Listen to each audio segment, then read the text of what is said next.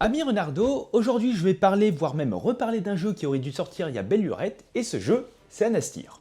Alors pour le coup, je vais pas forcément revenir sur tout le passif, sur tout l'historique du jeu, il a eu des hauts et des bas, vous le savez sans doute, mais en tout cas, grâce aux éditeurs This is a Game et Don't Panic Game, Anastir voit sa troisième chance de voir le jour, et ça c'est beau, on va rester là-dessus.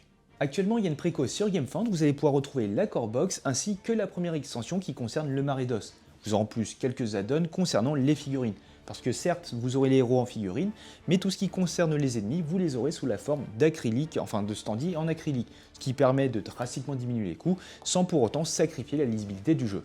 Évidemment, il ne s'agit pas d'une simple reprise, il y a eu énormément de modifications et d'améliorations qui ont été apportées, à la fois dans le game design et dans l'ergonomie, par exemple avec une refonte totale des layouts, une meilleure lisibilité des cartes, ou encore une iconographie totalement revisitée. Donc bref, c'est une direction artistique retravaillée, sans pour autant, enfin tout en gardant l'ADN du jeu.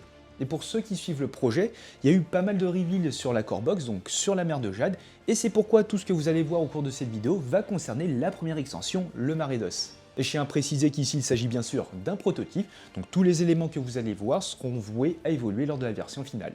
Et avant de poursuivre plus loin dans la vidéo, n'hésitez pas à laisser le petit pouce bleu et à vous abonner si ce n'est pas déjà fait, c'est le meilleur moyen de soutenir la chaîne, ça vous demande rien du tout si ce n'est qu'un clic et ça permet de soutenir les nombreuses heures de travail, à la fois dans le tournage et dans le montage. Et sans plus attendre, voyons tout cela plus en détail.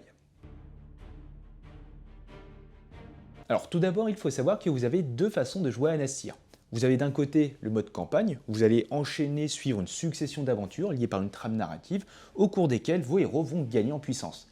Et d'un autre côté, vous avez le mode arcade, où vous pourrez jouer chacune des aventures de façon indépendante. Lorsque vous vous lancez dans une aventure, vous allez toujours débuter avec la carte quête de mise en place. Vous trouverez dessus la mise en place des plateaux aventures, avec le déploiement des ennemis. Il faut savoir que vous pourrez avoir jusqu'à 3 types d'ennemis, avec des sbires et des élites à chaque fois. Également dans cette mise en place, vous allez pouvoir retrouver des créatures sauvages que vous allez pouvoir utiliser. Au dos, vous aurez la piste d'activation qui va varier en fonction du nombre de joueurs et qui représente en quelque sorte l'ordre d'initiative. Vous avez vos héros face visible et face cachée, vous allez retrouver une carte de l'environnement qui vous fera piocher une carte événement, une carte de spawn entre guillemets et des cartes d'activation des ennemis selon les types. Bien sûr, vous aurez les cartes ennemies en jeu pour cette aventure, le nombre de cartes événements, et parfois des petites règles spéciales propres à l'aventure. Chacune d'elles dispose d'un certain nombre de quêtes, et bien évidemment, vous commencerez par la première. Ces cartes quêtes possèdent toujours une quête principale et un objectif secondaire. Accomplir ce dernier permet en général d'obtenir des bonus qui vont justement vous aider dans la quête principale. Et lorsque celle-ci est accomplie, vous allez pouvoir la retourner et résoudre les effets décrits. Bien souvent, cela vous mènera à une nouvelle carte quête avec du coup un nouvel objectif à atteindre. Et vous allez ainsi les enchaîner jusqu'à ce qu'on vous dise clairement que l'aventure est accomplie. Et dans ce cas-là, ça sera synonyme de victoire. Et au contraire, vous allez lamentablement perdre lorsque deux héros tombent KO, ou bien que la pioche de carte événement est vide, ou bien qu'une condition spécifique de défaite intervienne. Et on va désormais faire un petit zoom sur les plateaux de jeu qui, vous le verrez, présentent un environnement assez vivant. Chaque extension propose un biome avec ses propres plateaux et ses mécaniques qui lui sont dédiées. Ici, il s'agit de la première extension qui va vous plonger dans les Maredos et comme son nom l'indique, ambiance marécage. C'est pourquoi vous allez à chaque fois retrouver une fiche résumée avec l'entièreté des mots-clés et des règles spéciales spécifiques à cet environnement. Dans une aventure, vous aurez constamment deux plateaux, un plateau ouest et un plateau est, avec chacun 4 lignes et 4 colonnes. Chaque case a une capacité de 6 occupations, on va dire. Les héros ennemis à pied et autres types de pions, comme les butins par exemple, comptent pour 1, et les montures comptent pour 2. Et vous verrez que certaines créatures pourront aller au-delà. Du coup, un combattant ou une créature ne peut donc jamais se déplacer ou être placé dans une case qui va la saturer, c'est-à-dire qui ferait dépasser le seuil d'occupation. Certaines cases avec ce symbole sont inaccessibles, et d'autres ont ce symbole de botte qui indique un terrain difficile. Lorsque vous vous déplacez dessus, vous devrez immédiatement mettre fin à votre déplacement. Mais attention, les ennemis ne sont pas affectés. Vous avez également des terrains dangereux, où vous subirez un dégât lorsque vous entrez dessus. Encore une fois, les ennemis ne sont pas concernés. Et vous pourrez parfois retrouver des butins. Lorsque l'un des héros est non engagé, c'est-à-dire avec aucun ennemi dans sa case, vous allez pouvoir défausser le standee pour piocher une carte butin. Et cela vous donnera de nouvelles options pour mener à bien votre quête. Quant à cette icône, elle indique la présence d'un standee néphélite, qui représente une zone d'apparition des Sylphae. mais on aura l'occasion d'en reparler un peu plus tard. À présent que vous savez dans quel environnement vous allez progresser, on va désormais s'intéresser à vous, les héros que vous allez incarner. Vous aurez pour cela une figurine, un plateau et un deck de combat. Et vous commencerez d'ailleurs avec 3 cartes en main en début de partie, qui sera votre limite de cartes.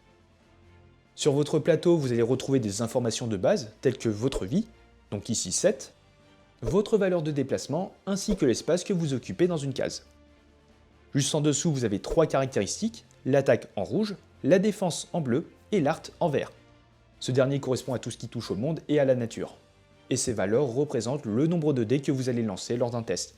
Par exemple ici, si j'attaque, je vais lancer 3 dés, tout simplement. Vous avez ici votre capacité ultime, on va dire, votre furie, et elle permet de réaliser une action, on va pas se mentir, archi badass. Vous devrez par contre atteindre un certain nombre de points de furie indiqués à côté. Vous commencez la partie à 0 et on verra par la suite comment gagner. Chaque héros possède également une capacité spéciale, un passif.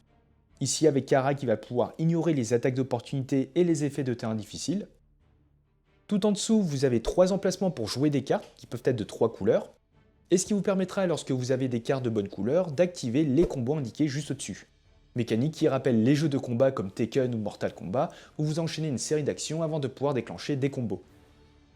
Ceci étant dit, une partie d'Anastyr va se dérouler en une succession de manches jusqu'à arriver à la conclusion finale, et dans ce cas-là, ça sera synonyme de victoire. Pour rappel, vous allez perdre la partie au contraire lorsque la pioche de carte événement est vide, ou bien que 2 héros tombent KO. Et chaque manche est divisée en 3 étapes. Vous aurez une phase de préparation où grosso modo vous allez compléter votre main à 3 cartes, une étape d'activation où vous allez résoudre les cartes selon la file d'activation, et enfin une étape de fin de tour où vous piocherez une carte renfort pour les ennemis, et vous enchaînerez sur la manche suivante. Lors de la première phase, vous allez pouvoir vous défausser d'autant de cartes de votre main que vous le souhaitez, et en piocherez jusqu'à en avoir 3 en main.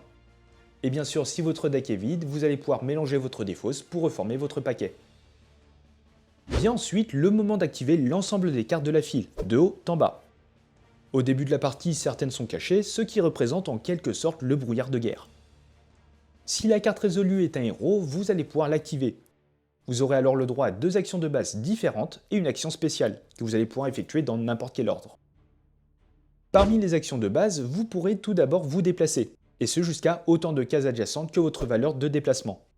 A noter que vous avez le droit à une diagonale gratuite. Pour rappel, ces cases sont infranchissables, et les cases comportant cette icône stoppent immédiatement votre déplacement.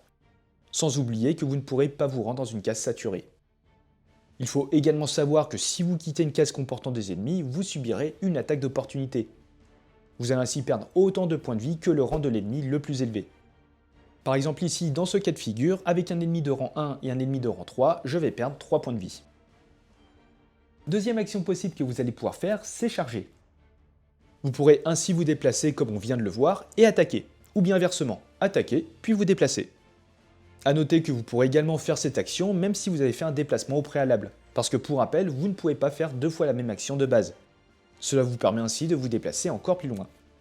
Et vous pourrez également faire une charge même si vous n'attaquez pas. Mais si vous attaquez, vous allez vous référer à votre valeur d'attaque, ce qui va déterminer le nombre de dés que vous allez lancer. Vous allez cibler votre case ou bien une case adjacente saturée, et vous allez lancer les dés. Sauf si vous possédez le mot-clé portée, ce qui vous permet de cibler une case à X de distance, y compris en diagonale. Et à noter que chaque héros possède un jeton de relance utilisable une fois par partie. Si votre attaque ne possède pas ce trait et que certains ennemis peuvent être grab, vous pouvez les projeter en assignant un nombre de résultats de ce type égal à leur valeur de grab. Bien sûr, plusieurs ennemis peuvent être projetés si vous disposez d'un nombre suffisant de résultats pour chacun d'eux. Dans cet exemple avec 2 résultats de grab, je vais pouvoir projeter un ennemi. Et projeter Kezako, eh bien vous allez pouvoir choisir la case de cet ennemi ou bien une case adjacente. Vous placerez ainsi le personnage qui sera alors étourdi. Si vous avez ciblé une case adjacente et qu'un autre ennemi s'y trouvait, les deux sont étourdis. Et grosso modo, ils sauteront leur prochaine étape d'activation. Une fois vos éventuelles projections réalisées, vous allez pouvoir assigner tous vos succès représentés avec ce symbole entre les ennemis de la case ciblée. Et lorsqu'un nombre de touches dépasse la valeur de défense d'un ennemi, il est éliminé et retiré du plateau. Ici, avec 2 succès et une défense ennemie de 1, je retire donc 2 figurines. Action suivante où vous allez pouvoir jouer l'une de vos cartes en combo. Pour rappel, ces cartes peuvent être de 3 couleurs, rouge pour des effets d'attaque, bleu pour des effets défensifs et vert pour des effets d'art. Lorsque vous jouez une carte, vous la poserez sur un emplacement libre de la piste combo, et vous allez ainsi gagner les furies indiquées, que vous allez pouvoir utiliser pour déclencher votre méga furie. Bien sûr, vous allez appliquer tous les effets indiqués de haut en bas, et c'est grâce à ces cartes que vous allez pouvoir utiliser vos combos en tant qu'action spéciale. Mais on y revient à ce moment-là. Certaines cartes combat présentent également un bonus de soutien en haut à droite. Ce bonus peut être utilisé pour améliorer un jet de caractéristiques effectué par un héros ou un allié situé dans la même case ou dans une case adjacente. Avant de lancer les dés, vous pourrez défausser une carte combat dont le bonus correspond à la caractéristique utilisée, ce qui permet de soutenir votre propre jet ou celui d'un allié. Action un peu similaire à la précédente, c'est de préparer un combo, en jouant tout simplement une carte de votre main sur un emplacement de votre plateau, mais sans activer les effets. Vous gagnerez tout de même un point de furie par icône figurant sur la carte. Cela vous permet en un tour de jouer 2 cartes en vue d'un combo, car pour rappel, vous ne pouvez pas faire 2 fois la même action. Avant-dernière action possible, vous allez pouvoir interagir avec un élément du jeu qui l'autorise. Comme par exemple ici, vous pourrez interagir avec une baliste. Vous devrez pour cela vous défausser une carte de votre main. La baliste quant à elle vous permet d'effectuer une attaque à 4 à 2 de rayon. Et enfin, dernière action de base où vous allez pouvoir dominer et monter une bête qui se trouve sur votre case. Vous devrez cependant faire un test d'art dans lequel vous devrez obtenir le nombre de symboles grab indiqués sur la carte monture. Ici par exemple 2 pour dominer le courdail. En cas de succès, tout va bien, mais dans le cas contraire, vous devrez résoudre les effets indiqués en bas de la carte monture. Dans tous les cas, vous allez récupérer la carte associée que vous allez retourner. Cela vous donnera une nouvelle valeur de déplacement et surtout un effet que vous pourrez déclencher en tant qu'action spéciale. Par exemple avec le courdail, je vais pouvoir me déplacer d'une case et effectuer une attaque à 3. En plus de ça, chaque symbole grab équivaut à un grab plus un succès. Autre type de créature que vous allez pouvoir dominer, ce sont les Sylphae, qui arrivent parfois avec les cartes de spawn. Et comme toujours, vous aurez un test d'art à réaliser avec des malus en cas de non-réussite. Mais dans tous les cas, vous allez le retourner et vous le placerez sur l'emplacement Sylphae de votre plateau. Vous allez ainsi gagner un bonus passif. Donc voilà pour ce qui était des actions de base possibles. Et pour rappel, vous avez également le droit à une action spéciale. Vous pourrez tout d'abord déclencher l'un de vos combos si vous possédez les cartes demandées sous votre plateau, qu'importe l'ordre. Alors attention, ici il s'agit d'une ancienne version et c'est pour ça que vous voyez des flèches. Mais dans la version finale, vous n'en avez pas. Et après la résolution de l'effet, vous allez défausser les cartes utilisées et vous gagnerez les points de furie indiqués. Vous pourrez à la place utiliser les effets de votre monture. Vous gagnerez également les mots-clés de celui-ci. Par exemple avec le courdail et son trait éclaireur me permet d'ignorer les terrains difficiles et dangereux. Je pourrais ainsi me déplacer d'une case et effectuer une attaque à 3. Si vous avez un butin en votre possession, vous pourrez le défausser pour effectuer son effet. Certains possèdent un symbole d'usure, vous devrez l'incliner et le défausser lors d'une deuxième utilisation. Et la dernière action spéciale, et non pas des moindres, c'est de déclencher votre furie si vous avez votre jauge remplie. Vous ferez tout simplement son effet avant de redescendre votre jauge à 0. Par exemple avec Karak, je vais pouvoir effectuer jusqu'à 3 fois une attaque à +1 et un déplacement d'une case. À présent, on a vu ce que vous pouviez faire lors d'une activation d'un héros. Mais dans le cas où la carte activée est face cachée, vous la retournerez et elle restera visible. Si vous tombez sur cette carte, il s'agit d'une carte région. Vous devrez alors piocher une carte événement en appliquant ses effets. Si la carte possède un symbole d'éclair, vous la défausserez ensuite. S'il y a à la place une icône de sablier, l'effet va rester actif jusqu'à la prochaine activation de la carte région. Et sinon, avec un effet permanent, l'effet va rester en jeu jusqu'à la fin de la partie. Vous devrez ensuite déplacer les créatures sauvages ainsi que les Sylphae dans la direction indiquée. Pour rappel, elles ignorent les effets de terrain difficiles et les terrains dangereux. Mais par contre, si c'est un terrain infranchissable, elles ne se déplacent pas. Et parfois, vous retrouverez ce symbole qui indique un tumulte de bataille. Dans ce cas-là, vous allez retourner le jeton d'activation sur son autre face, et tous les héros montés doivent faire un test de domination. Malheureusement, en cas d'échec, l'appel de la nature est plus forte que votre charisme, et votre monture est retirée du jeu. Outre cela, au début d'une nouvelle manche, si le jeton est sur la phase tumulte de bataille, vous devrez mélanger toute la file d'activation, changeant ainsi l'ordre d'initiative. Et les cartes ennemies sont de nouveau placées face cachée. Autre carte sur laquelle vous pourrez tomber, c'est la carte menace. En fonction du nombre de joueurs, vous allez vérifier le nombre d'ennemis en jeu. S'il est en dessous du seuil indiqué, vous piocherez une carte renfort, on voit ça plus en détail par la suite. Et sinon, vous activerez les sbires les moins nombreux. Et enfin, vous avez les cartes d'activation des ennemis. Vous commencerez toujours par activer les élites avant les sbires.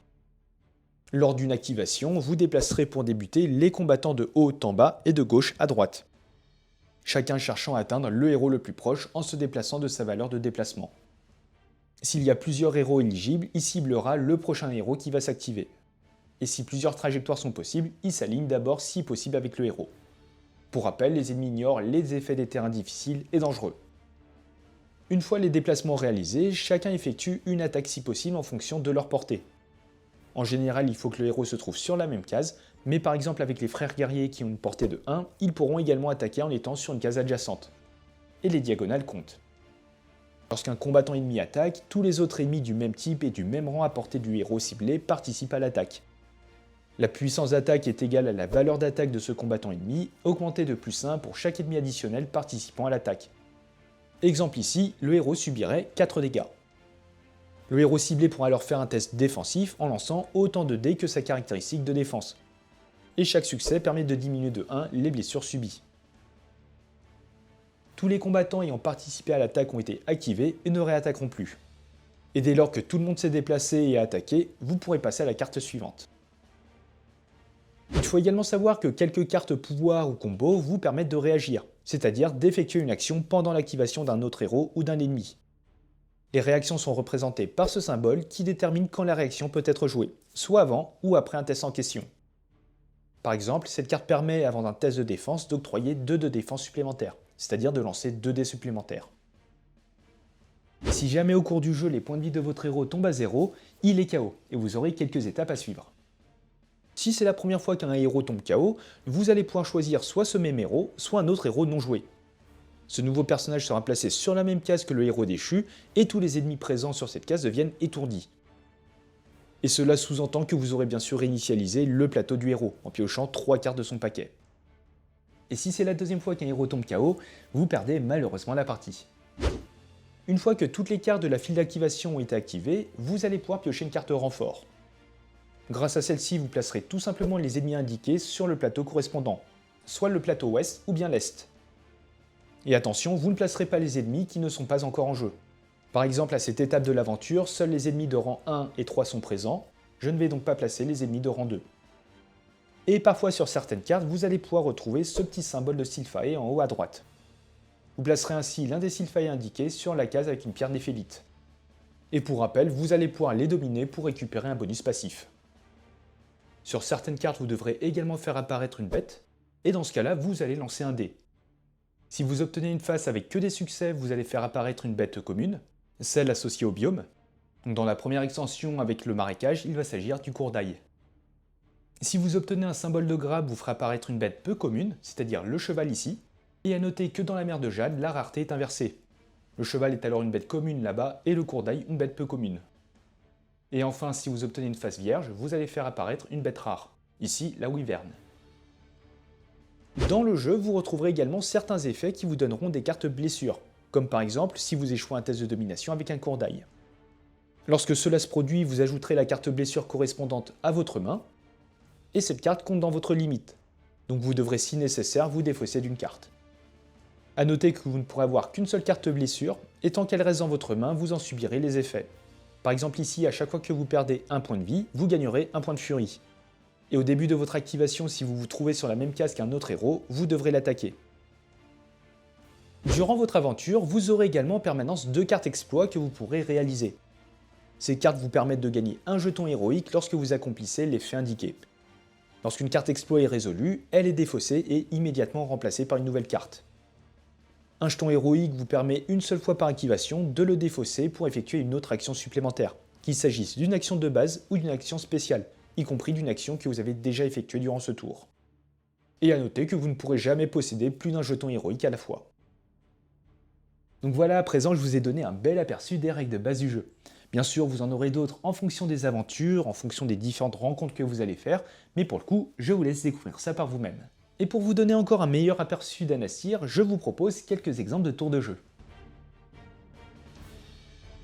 Et je vous propose du coup un début de partie avec le premier scénario de la toute première extension. Alors, conformément à la carte aventure, toute la mise en place a été faite. Donc on va retrouver les 2 plateaux aventure avec toutes les figurines déjà disposées, Et à noter que j'ai couché les figurines pour avoir une meilleure visibilité. Ici, vous avez les cartes de la file d'activation, les différents ennemis que l'on va rencontrer, que l'on va combattre dans ce scénario, les cartes renforts, les cartes butin, les 2 cartes qui nous permettent de récupérer un jeton bonus si l'on remplit les conditions. Donc ici, il faut qu'un héros gagne 3 points de furie ou plus au cours de son activation. Et ici, il faut dominer une bête sans subir son effet, enfin en ayant réussi son test d'art. Les 3 montures potentielles dans cette aventure.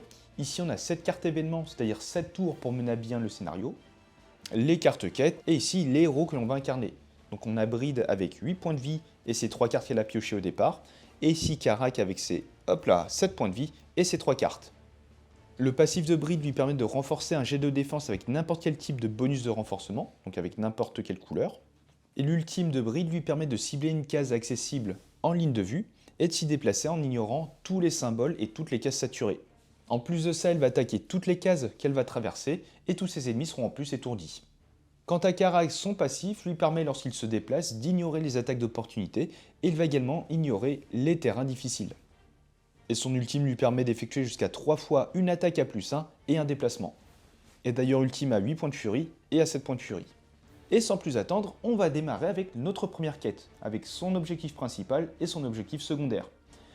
Pour retourner cette carte, on nous dit qu'il faut effectuer un défilement, c'est-à-dire que tous les héros doivent se trouver sur le deuxième plateau, donc le plateau de droite. On va alors décaler ce plateau vers la gauche avant de remettre un nouveau plateau à droite. Mais par contre, on a une petite règle spéciale qui nous dit que tant que le patriarche est présent en jeu, on ne peut effectuer aucun défilement. Et en plus de ça, il ne peut pas être éliminé tant qu'un autre frère guerrier se trouve dans sa case. Concernant l'objectif secondaire, on va pouvoir récupérer un jeton bonus si on réussit à éliminer au moins 2 ennemis avec une attaque de baliste, comme par exemple ici. Et très rapidement, juste avant de débuter, on va faire un petit zoom sur les différentes créatures que l'on va combattre. Donc on a tout d'abord le patriarche qui a une portée de 2, donc il va pouvoir attaquer jusqu'à 2 cases. Et surtout, il a un pouvoir qui lui dit que lorsqu'il est attaqué, seuls les symboles de grab sont considérés comme des succès. Ça, nada. Donc ce qui le rend bien plus compliqué à éliminer, étant donné qu'il y a seulement 2 phases sur 6, donc une chance sur 3, de faire un succès. Et c'est pour ça qu'on a cette balise qui justement permet d'ignorer les symboles de grab pour le patriarche. Et les symboles succès sont bien considérés comme des succès. Les frères guerriers à côté, leur petite capacité, c'est qu'ils ont plus 1 d'attaque et plus 1 de défense s'ils se trouvent sur des terrains difficiles, comme c'est le cas ici, donc attention, ça peut vite monter. Là, on est déjà à 4 d'attaque. Et on a la cavalerie qui fait entre guillemets un peu office de soutien, et qui après une attaque, vous allez lancer autant de dés que vous avez de frères guerriers dans votre case, et vous allez perdre 1 point de vie pour chaque symbole de grab. Et du coup, on va commencer. Les héros ont leurs 3 cartes, et c'est parti pour activer les cartes de la file. La première carte est face cachée, on va donc la retourner, et oh, une carte menace. On va donc compter le nombre d'ennemis présents en jeu, donc 1, 2, 3, 4, bref, beaucoup trop. Et du coup, au lieu de rajouter des ennemis supplémentaires, on va activer les ennemis qui sont les moins nombreux, c'est-à-dire le cavalier, qui va alors pouvoir se déplacer de 2 cases. Il va cibler le héros le plus proche, c'est-à-dire Bride, et il va tout d'abord se déplacer ici, parce qu'il doit tenter de s'aligner avec le héros, mais la case suivante est une case infranchissable, donc soit il va aller en haut, soit en bas. Il va par exemple aller ici. On enchaîne avec Karak, qui a alors 2 actions de base et une action spéciale. Première action de base qu'il va faire, d'ailleurs qu'il peut faire dans n'importe quel ordre, il aurait très bien pu commencer par son action spéciale, il va tout simplement se déplacer. 1, 2. Je termine mon déplacement, enfin mon action avec un butin que je vais pouvoir défausser, et je vais ainsi piocher, récupérer la première carte, qui est donc une lance et qui me permet d'effectuer une attaque à 3, à portée 1. Et chaque grab est considéré comme un succès. Wow, c'est méga fort. Et du coup, justement, en tant qu'action spéciale, je vais pouvoir activer ma carte. Ici, on a un symbole d'usure, donc je ne vais pas la défausser après utilisation, je vais d'abord l'incliner. Et si je réutilise cette carte, je vais ensuite la défausser. Et comme deuxième action de base, je vais monter le courdail. Donc hop, je change de figurine. Tadam! Mais je vais par contre devoir faire un test d'art, ici à 2. En cas d'échec, je vais résoudre les petits effets indiqués en bas de la carte. En art, j'ai 3, donc je vais lancer 3 dés. Et à noter que je peux également défausser une carte, et c'est d'ailleurs ce que je vais faire. Pour récupérer, enfin pour augmenter ma caractéristique de 1, je vais donc passer à 4. Et en plus de ça, je vais récupérer un point de furie. Et ma carte est défaussée. Je vais donc lancer 4 dés. Parfait. 1, 2, 3, il en fallait 2. C'est donc une réussite.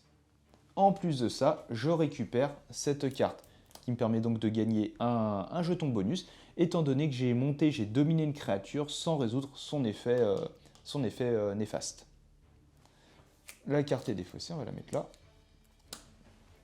Et je récupère un jeton bonus.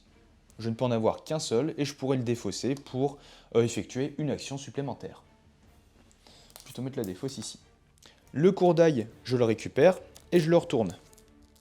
Ce qui va pouvoir me donner une action spéciale en plus.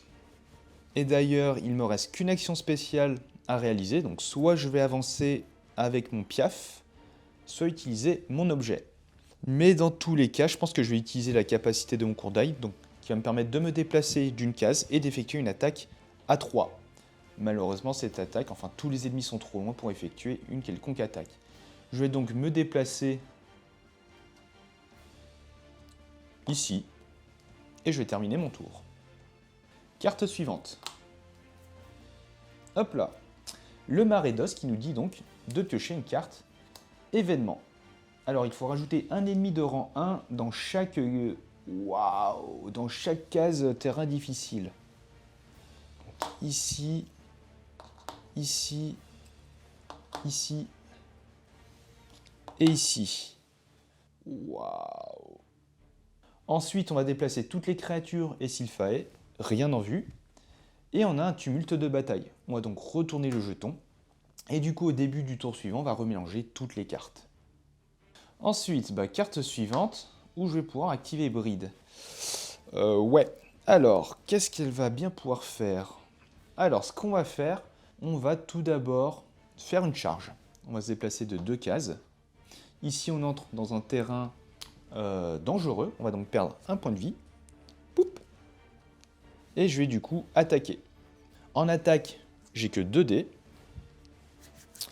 C'est pas beaucoup ça, 2 dés. Mais bon, il me faut seulement un succès tac, étant donné qu'il a qu'une seule défense. Allez, facile. Voilà, 2 succès. C'est éliminé. Et en tant que deuxième action, je vais jouer une carte. Et je vais résoudre son effet. Je vais pouvoir effectuer une attaque toute simple à une portée de 1, en ciblant les bonhommes qui sont sur la baliste. Avec un peu de chance. Ouais, avec un peu de chance. Let's go. Oh, 2 succès, parfait. Les 2 sont morts. Je ne peux pas effectuer d'action spéciale, je vais donc mettre fin à mon tour. On enchaîne. Hop. Et d'ailleurs, avant de continuer, excusez-moi, j'ai totalement oublié, lors du tumulte de bataille, chaque héros sur une monture doit effectuer un test d'art pour voir si la monture sort du jeu ou pas. Donc ici, j'ai 3 en art. Oh là là, pitié, pitié. Et il me faut 2 grabs. Pire, j'ai une relance. Ah, le dé est sorti. C'est catastrophique, 0 succès. Je vais claquer ma relance. Dès le début, si tôt dans le jeu. C'est triste. Et non, ça ne suffit pas. Donc la monture part et je reviens à pied. Et on poursuit donc avec la prochaine carte. On va donc activer tous les ennemis.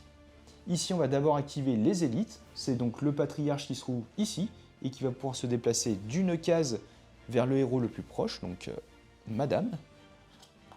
Paf. Et ensuite, on va activer tous les sbires. Chacun se déplace d'une case. Donc lui, il ne se déplace pas. Lui, il va cibler Karak, étant donné que c'est le prochain héros à s'activer. Hop, là, on va faire un peu de place. Ici, on va aller là. On va se déplacer sur la baliste. Ici, on avance en diagonale pour s'aligner avec le héros le plus proche. Et on a quoi d'autre? On a lui là-bas. Pouf! Et là, c'est parti. On va d'abord activer ces bonhommes. Ces bonhommes qui se trouvent sur un terrain difficile, ils ont donc une attaque supplémentaire. Ce qui fait 1, 2, 3, 4. Je vais subir normalement 4 dégâts. Mais par contre, je vais pouvoir tout de même effectuer un test défensif avec 3D. Je vais juste lancer 3D, je ne vais même pas claquer de carte bleue pour augmenter ma caractéristique. Et normalement, voilà, nickel, ça passe crème. On passe à Bride qui a seulement un guerrier dans un terrain difficile qui passe donc à 2 d'attaque. 2 d'attaque avec une défense de 4. Normalement, tout va bien. En temps normal, s'il n'y avait pas eu la baliste, on aurait compté le personnage avec l'attaque la plus élevée et on aurait rajouté +1 pour chaque autre personnage qui participe à l'attaque, donc soit dans la case, soit sur une case adjacente, étant donné que les frères guerriers ont une portée de 1. Mais ici, étant donné encore une fois qu'il est sur la baliste, on va ne comptabiliser que ce frère guerrier. On a une attaque de 2, normalement ça passe facile, voilà. Et ensuite, ce bonhomme va effectuer une attaque à 4 sur Bride. J'ai toujours une défense de 4, avec un peu de chance. 1, 2, 3, 4, parfait. Aucun dégât subi. Et on termine avec cette carte. On va activer tous les élites, il n'y en a pas. Et on va activer les sbires de rang 3, donc ici. Ils vont se déplacer de 2 cases. Donc une, on s'aligne toujours avec le héros qu'on cible. Et 2. Alors ici, je vais faire un peu de place. Hop là. Monture, ça prend 2 places. Une place et une place. On est donc à 4 d'occupation sur les 6. Tout va bien. Ensuite, on a une portée de 1. On va donc pouvoir effectuer une attaque. Attaque à 4, ça fait mal. Mais bien sûr, on peut compter sur la défense légendaire du personnage, du héros. Et ben voilà, avec 4 succès, on passe donc à 0. Ensuite, on va utiliser la capacité spéciale de la créature. Et après son attaque, on va lancer un dé pour chaque frère qui engage le héros ciblé. Donc il y en a un. Je vais lancer un dé. Et pour chaque symbole de grab, je vais subir une blessure. Raté. Tout va bien. Ici, on est sur une fin d'activation. On va donc piocher une carte renfort. Ici, on voit qu'on a des ennemis de rang 2 qu'on ne va pas placer étant donné qu'on n'en a pas en jeu. Mais par contre, on va placer des unités de rang 1. Et ici, on va en mettre un à ce niveau-là, sur le plateau Est, étant donné que c'est indiqué Est. Fin de la première manche, on va donc passer à la suivante. Chaque héros a la possibilité de se défausser de ses cartes. Par exemple, ici, je vais le faire. Elle va repiocher, repiocher jusqu'à avoir 3 cartes en main. On a 2 cartes d'attaque et une carte d'art. Et Karak, il va conserver cette carte. Et il va en repiocher 2 autres. Alors, excusez-moi, je vais tout de même conserver cette carte bleue pour vous montrer un petit exemple au cours de cette manche. Ensuite, on a ce tumulte de bataille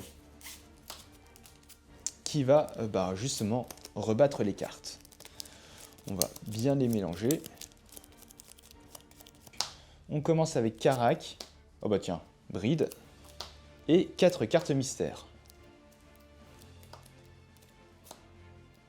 Et on replace ce jeton face activation. Et on va commencer avec Karak. Je vais effectuer une charge en commençant par attaquer. Je vais donc lancer... Ah, mais j'ai aussi cette carte, waouh. Non, allez, je vais effectuer une attaque. Je vais donc lancer 3 dés, mais je vais défausser de cette carte qui va me donner un point de furie et un dé supplémentaire. Je passe donc à 2. Et je vais donc lancer 4 dés. Et au passage, étant donné que je n'ai plus de cordaille, hop, ça revient ici.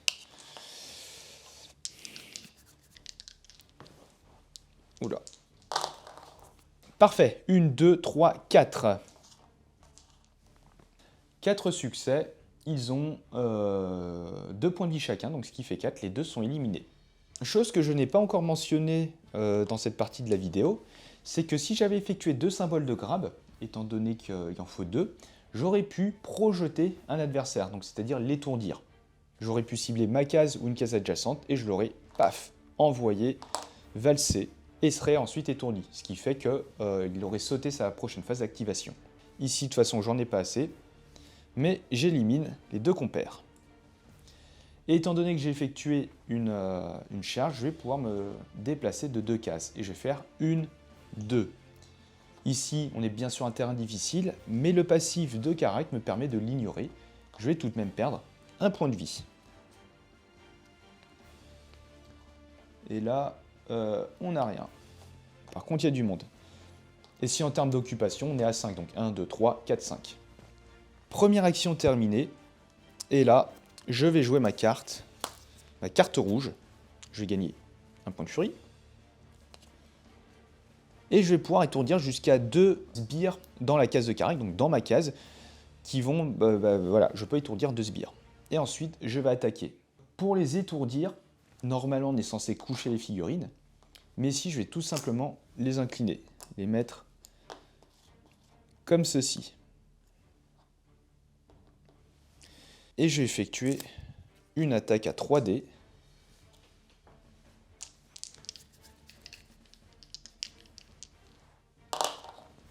Waouh! Concernant la projection, on n'en parle pas. Et je vais pouvoir dispatcher mon succès parmi tous les personnages. Lui, il lui faut 2 de... il a 2 de défense. Et lui, une défense. Je vais donc éliminer ce pépère. Fin de ma deuxième action de base. J'ai tout de même une action spéciale. Et je vais justement utiliser ma lance pour effectuer une attaque à 3 à portée 1. Et je vais cibler ces bonhommes-là. Ici, ils ne sont pas dans un terrain difficile. Ils n'ont donc qu'un seul point de vie chacun. Attaque à 3D. C'est parti. Parfait, 1, 2, 2 succès, 2 pertes. A noter qu'en étant sur une case balise, en tant qu'action de base, j'aurais pu interagir, c'est-à-dire défausser une carte et utiliser la balise en faisant son effet, c'est-à-dire une attaque de A4. Fin de l'activation de Karak qui était pas si mal, en fin de compte, et on va passer à Bride. Bride, elle, comme première action, elle va jouer une carte bleue. Elle va donc gagner un point de furie, son premier point de furie. Et elle va gagner un jeton bonus rouge et 2 jetons bonus bleus. Ces jetons, vous devrez les utiliser lors de vos prochains tests dans la caractéristique concernée. Donc lors de ma prochaine attaque, je devrai forcément dépenser ces 2 jetons, ce qui va me permettre de lancer 4 dés au total. Et bien sûr, je vais les défausser après. Et idem pour le jeton bleu. Ensuite, je vais pouvoir lancer un dé et récupérer autant de furie plus 1. Donc ici, 1 plus 1, 2 de furie supplémentaires. Pouf, je passe donc à 3. Et au passage, étant donné que j'ai récupéré 3 points de furie, je valide cette carte. Le héros gagne 3 points de furie ou plus durant son activation. Et je vais donc pouvoir récupérer un jeton bonus. Et la carte est ainsi défaussée. Et on révèle une nouvelle carte. Alors ici, je ne l'avais pas mentionné, mais le héros, faut qu'il termine son tour sur une case terrain difficile, enfin dangereuse plutôt. Et ici, il faut éliminer au moins 4 ennemis avec une attaque ou un test d'art, enfin une attaque d'art. Et pour terminer, Bride gagne son jeton de relance, mais si elle l'a déjà, donc il ne se passe rien. Ça aurait été plus utile à Karak.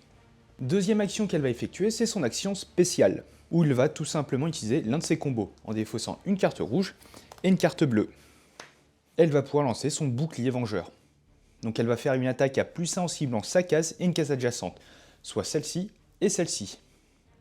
Et si Bride élimine au moins 2 ennemis, elle va gagner un jeton bonus. Mais bon, elle en a un déjà, elle pourra donc pas récupérer de jetons supplémentaires. Donc ici, elle fait une attaque à 2, plus 2, 4, plus 1, 5. Elle va donc lancer 5 dés. Elle obtient 1, 2, 3, 4, 5, 6 succès, ce qui est largement suffisant pour éliminer lui qui a 2 de défense étant donné qu'il est sur un terrain difficile. Et le papout à côté qui a également 2 de défense. Et elle va terminer avec sa dernière action où elle va se déplacer tout simplement, mais d'une case, pour être sur la baliste. Fin du tour de Bride, donc on enchaîne avec la prochaine carte, ou l'activation des ennemis. Alors, on va activer l'élite, qui va se déplacer d'une case, admettons ici, et étant donné qu'il est à portée 2, il va pouvoir effectuer une attaque. Une attaque sur qui? Une attaque sur Karak. il a 1 d'attaque, donc normalement, tout va bien. Parce que Karak a une défense de 3. Voilà, il a suffisamment de succès pour diminuer cette attaque à 0. Et ensuite, on va activer tous les sbires. Donc chacun se déplace d'une case. 1 et 1. Et on termine par une attaque. Donc ici, simplement un dé, toujours sur Karak. Pas de suspense, c'est passé. On enchaîne avec la prochaine carte. Et on va révéler une carte événement. Alors, qu'est-ce qu'on a? Les héros perdent un point de vie supplémentaire lors des attaques d'opportunité. Ici, il s'agit d'une carte temporaire, donc elle va rester active jusqu'à ce qu'on révèle une nouvelle carte événement. Enfin, on n'a pas de créature ni de Sylphae, mais par contre, on a un tumulte de bataille. Et ici, aucun test n'est effectué étant donné que personne n'est sur une monture. Hop, on continue. Ici, il n'y a plus d'ennemis de rang 3, tout va bien. On peut passer à la suite. Et pour terminer, la carte menace, bien évidemment. Ici, il n'y a que 3 ennemis, on va donc respawn des guerriers. Et pour cela, on va tout simplement piocher une carte renfort. Alors, qu'est-ce qu'on a? On a ici une créature sauvage. On va donc lancer un dé. En fonction du résultat, vous allez faire apparaître la bête associée. Si vous avez un succès, c'est la créature commune de cette extension de ce biome qui va apparaître. Donc ici, en l'occurrence, c'est un Kourdaï. Et il va donc apparaître à ce niveau-là, qui est donc un terrain infranchissable. Et on va le poser à côté. Si c'était une face vierge, c'était la créature rare. Et si c'était un grab, c'était la créature peu commune. Il faut savoir que le cheval, c'est la créature commune de la mer de Jade, donc du corps 7. Mais par contre, c'est la créature peu commune du biome des marécages. Et au fil des extensions, vous aurez ainsi une rotation sur les créatures en fonction de sa rareté ou pas. Et du coup, inversement avec le Kourdaï, qui est la créature peu commune de la mer de Jade, et la créature commune des marécages. Ensuite, on va faire apparaître le reste. 2 cavaliers ici. Ici, rien, donc ça c'est fait. Et enfin, un guerrier sur la baliste. Et toujours pas la présence de Sylphae. On a terminé d'activer toutes les cartes, on va donc passer à la dernière étape de la manche, qui est donc de repiocher une nouvelle carte renfort. Alors ici, on a de nouveau un cavalier tout en haut, ça va commencer à faire beaucoup, ça c'est bon, et on n'a plus qu'à ajouter des créatures de rang 2. Mais étant donné encore une fois qu'elles ne sont pas présentes, on n'en fait rien. Mais par contre, on va voir l'apparition d'un Sylphae, du coup sur la case de la pierre néphélite. Hop là! À l'instar des bêtes, ces Sylphae, on va pouvoir les dominer en faisant un test d'art, et ce qui va nous permettre de les récupérer et d'avoir un bonus passif pour le reste de la partie. Et à présent, je pense que vous avez un bel aperçu de ce que propose le jeu Anastir. Vous allez donc enchaîner les manches jusqu'à remplir la condition de la quête, et dans ce cas-là, vous pourrez retourner la carte et suivre ce qui est décrit, mais pour l'instant, mystère et boule de gomme.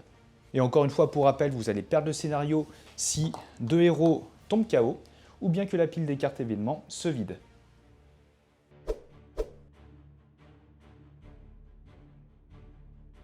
Et voilà les amis, c'est la fin de cette vidéo. Alors n'hésitez pas à me dire ce que vous en pensez dans les commentaires. Et pour rappel, encore une fois, le jeu est en précommande sur GameFound. Donc si vous êtes intéressé, n'hésitez pas à aller faire un petit tour. Avant de partir, n'oubliez pas de laisser le petit pouce bleu et à vous abonner si ce n'est pas déjà fait. Et sur ce, portez-vous bien et on se dit à la prochaine. Ciao!